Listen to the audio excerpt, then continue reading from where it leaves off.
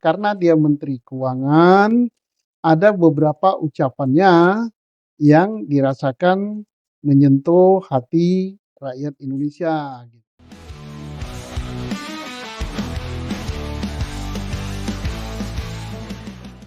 Lagi kita di podcast Susnul 2 di Channel. Assalamualaikum warahmatullahi wabarakatuh. Waalaikumsalam warahmatullahi wabarakatuh. Pak, kan belakangan ini yang akibat dari kerusuhan demo yang belakangan ini nih ternyata rumah yang dijarah pada kerusuhan akhir Agustus 2025 ini bukan hanya rumah anggota dari DPR aja nih, Pak. Iya, Salah satunya ada rumah Menteri Keuangan kita Sri Mulyani. Itu mhm. kenapa ya, Pak? Iya betul. Kita pikir yang, dirusak atau disatroni atau Mhm, dijarah ya, apa namanya, itu hanya rumah anggota DPR. heeh, Dan anggota DPR pun tidak semua ya, mhm, anggota DPR tertentu yang mungkin dirasakan ucapannya atau perbuatannya menyakiti masyarakat iya, ya. Eee, Ternyata rumah Bu Menteri Keuangan Sri Mulyani juga ikut iya, dijarah atau disatroni ya, bukan rumah dinas ya, rumah oke. pribadi. Sampai lukisannya pun hilang kata Bu Sri Mulyani, padahal sangat sayang ya. Nah, mengapa? Saya tidak begitu tahu ya, kalau jawaban pastinya gitu kan. Yang tahu ya satu Bu Sri Mulyani sendiri, kedua ya para penyidik yang sudah mungkin beberapa di antara pelaku itu ditangkap, mungkin diperiksa, ditanya mengapa ya. Tetapi kalau sebagaimana para pemirsa sekalian ya, mungkin yang sampai ke permukaan, yang omong-omongan masyarakat ya, oh Bu Sri Mulyani mungkin karena dia Menteri Keuangan, ada beberapa ucapannya yang dirasakan menyentuh hati rakyat Indonesia gitu, yang menyentuh tidak enak gitu, menyakitkan. Contohnya apa? Kalau yang beredar di media sosial itu dia mengatakan guru beban negara gitu kan, gaji guru beban negara. Padahal gaji guru itu yang honorer aja 300.000 sebulan gitu kan. Terus mereka bandingkan dengan gaji anggota DPR yang sampai ratusan juta, mungkin miliar gitu ya. Income anggota DPR itu kecil sekali Mhm, dan mereka anggap anggota DPR nggak berbuat apa-apa, nggak mewakili mereka, nggak ada yang bisa melindungi rakyat atau memperjuangkan rakyat, kok gajinya segede gitu. Dan uang itu dari rakyat, pajak rakyat yang dipungut oleh Bu Sri Mulyani. Sedangkan gaji guru kecil sekali bagi yang sudah diangkat, yang belum diangkat honorer pun hanya 300 ribuan. mhm, Itu pun belum tentu dikasihkan tiap bulan, jadi rakyat sakit gitu. "Loh kok Ibu memajai kita?" Bahkan di beberapa daerah pajak walaupun bukan Menteri Keuangan yang narik ya, pajak daerah misalnya, pajak PBB dan sebagainya naik gitu. Pajak-pajak perusahaan, ada PPN yang naik gitu. Nggak taunya duit itu mungkin ya, ya, pikiran dari masyarakat, kok dikasihkan kepada pejabat, pada DPR. iya, Terus pernah juga dia katakan, wah apa namanya, pensiunan jadi beban negara gitu kan. heeh, Loh kok kayak saya ini pensiunan, saya kan dipotong gaji saya waktu masih aktif kan dipotong mhm, untuk apa, dana pensiun atau iya, apa namanya ya, sehingga dibagikan waktu saat pensiun. Loh kok dibilang beban negara ya, tapi saya memaklumi kalau saya nggak sakit lah, mhm, yang penting pensiun saya nggak di-stop gitu.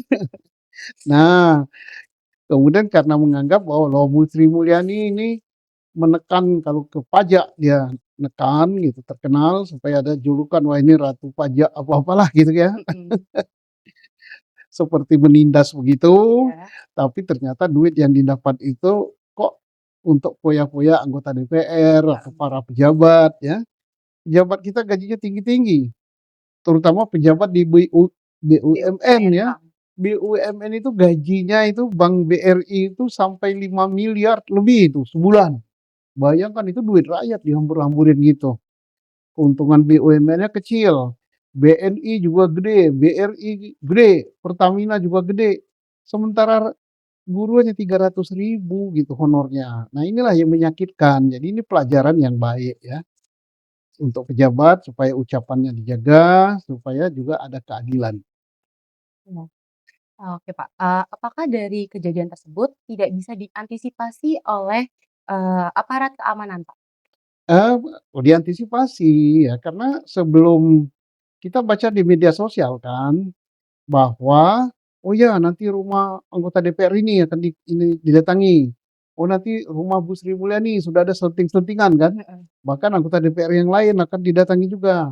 Nah itu tentunya informasi itu bagi aparat keamanan untuk melakukan pengamanan. Kalau tidak salah di rumah Bu Sri Mulyani sudah dijaga oleh tentara ya, Mhm mhm. oleh tentara sebanyak berapa itu, tapi mungkin ya, jumlah tentara yang jaga atau jumlah petugas keamanan di rumah Bu Sri Mulyani tidak sebanding dengan massa yang sedemikian banyak gitu. Jadi antisipasinya ya sudah terantisipasi gitu. Apakah yang menjarah rumah Sri Mulyani dan juga, rumah anggota DPR lainnya nih, Pak, adalah pengunjuk rasa juga, Pak? Bukan, beda ya, pengunjuk rasa dengan penjara itu beda. Kalau pengunjuk rasa dia harus diprotek, harus dibantu, harus diamankan, harus dilindungi.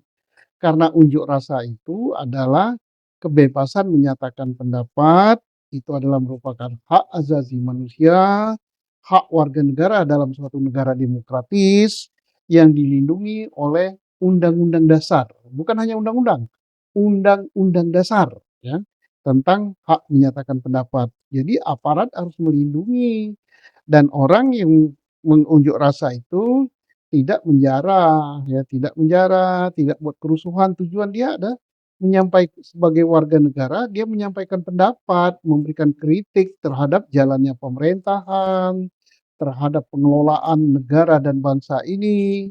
Dia menyampaikan apa yang tidak beres gitu supaya diberesi dan ini harus dilindungi, bukan dibubarkan, bukan ditangkap gitu. Tapi kalau penjara itu perbuatan-perbuatan kriminal, menjarah. Penjara. Nah, menjarah itu kan merusak bangunan Mhm. gitu kan, merusak fasilitas umum, kan merugikan rakyat. Kemudian, mengamili barang-barang Mhm. gitu kan, itu kan mencuri namanya.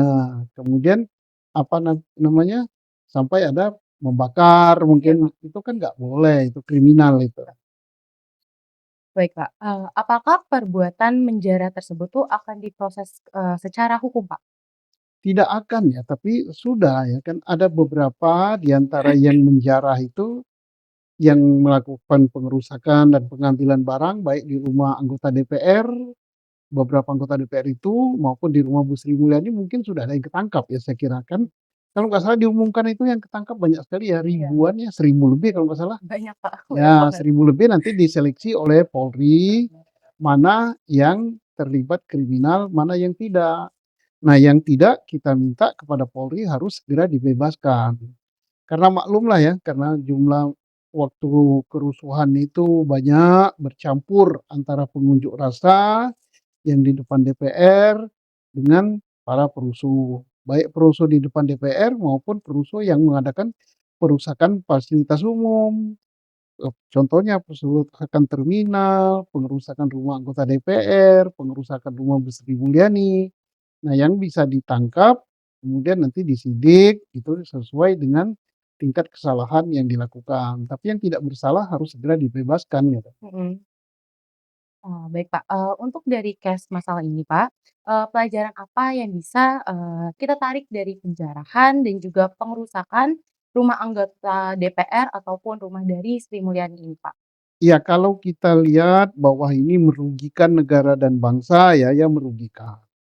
Tapi dari segala apapun yang terjadi pasti ada hikmahnya ya. Kita melihat dari segi tidak hanya melihat dari satu sisi negatif ya, pengerusakan, penjarahan, pembakaran dan sebagainya, termasuk pelindasan salah satu pengemudi ojol Ojol, ya heeh, sampai Afwan Keribuan. nyawa meninggal di Heeh. Jakarta satu dan di tempat lain ada yang meninggal juga sampai 10-an yang meninggal ya. Oh, iya, Pak, bener. Ya jadi kita ucapkan duka cita. Jadi Mhm. semua selain sisi negatifnya itu ada manfaat positifnya. Manfaat positifnya apa? Ya ini pelajaran terbaik ya Mhm. untuk bangsa ini. bukan hanya untuk rakyat saja, tapi untuk penyelenggara negara. Siapa itu? Untuk pemerintah, Pemerintah betul. untuk DPR. Artinya apa? Di sini keadilan. Keadilan yang bagus, penegakan yang hukum yang bagus, dan jangan hedon gitu kan. Nah, keadilannya bagaimana?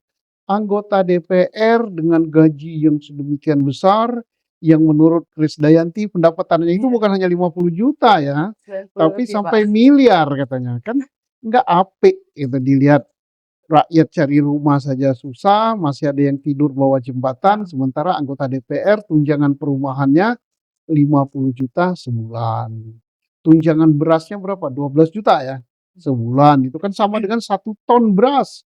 Tambah tunjangan lain, tambah biaya hotelnya sekian belas juta dan sebagainya. Sehingga katanya Bu Krisdayanti, wah itu besar ya sampai miliar katanya. Sementara guru, ASN honorer, dan pekerja-pekerja gajinya di bawah standar gitu. Nah, sangat-sangat minim ya.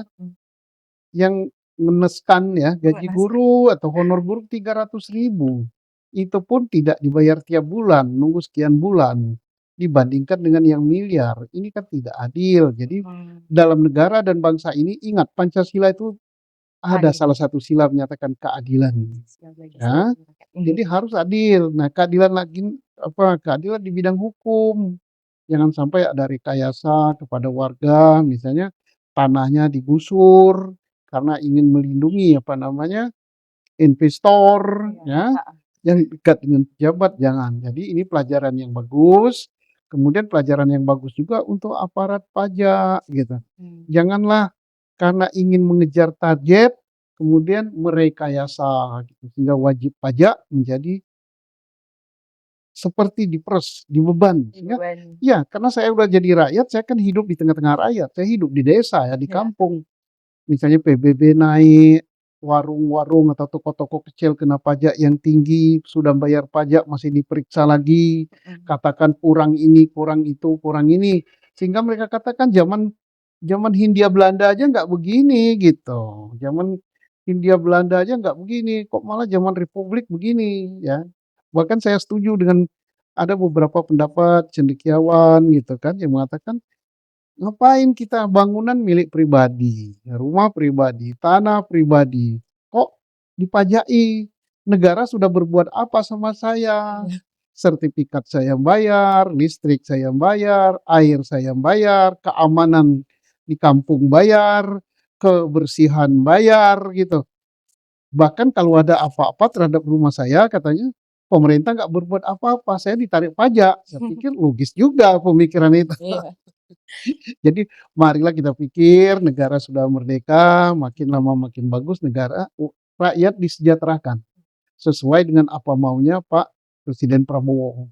Jadi saya kira sudah waktunya dipikirkan bahwa rumah milik pribadi yang berdiri di atas tanah pribadi tidak digunakan untuk usaha, ya bebaskan aja dari pajak yang macam-macam tiap bulan. Misalnya kalau tidak dibebaskan dari pajak, bisa-bisa rumah warisan terjual gitu. Karena apa? Bapaknya bisa bayar PBB, sudah generasi anaknya nggak bisa bayar, akhirnya terjual gitu ya. Inilah yang perlu dipikirkan oleh negara untuk mensejahterakan rakyat. Bahkan ada kepala daerah yang menyatakan bahwa untuk pensiunan tidak perlu bayar PBB, itu bagus sekali. Kenapa tidak disamakan semua gitu? Jangan hanya pensiunan aja, warga biasa PBB sepanjang bangunan milik sendiri, tanahnya milik sendiri, bangunannya milik sendiri, tidak dipakai untuk usaha, ya bebasin aja. Itu baru sejahtera rakyat, baru rakyat merasakan, wah ini merdeka kita. Berarti ada baiknya juga ya Pak, jadinya pemerintah langsung Ya kena langsung semua, ya Pak? ya semua ada baiknya, semua kita petik dari hikmahnya. Jadi sesuatu yang menyakitkan pasti ada hikmahnya. Hikmahnya.